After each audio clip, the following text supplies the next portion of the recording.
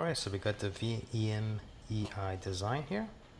This is for this specific product of UFI security camera.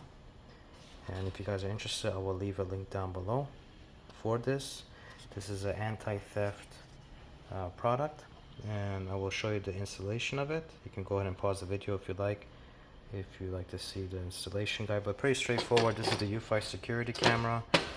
This is the back plate that's provided to you. You basically can see, you can just put it right there. It goes right into the, you can see the divots in there. There you go. It's magnetic as well, and gives you a bunch of screws here you can put in, and also a screwdriver, and let's go through it. Alright, so you can see the screws. The small ones go right there, and then go to the next step. Okay, now we got it screwed in to the camera.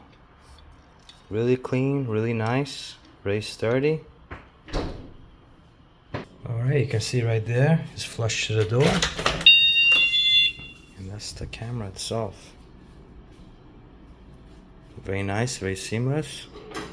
And there's no gap to hit the other piece right here, so this is very nice.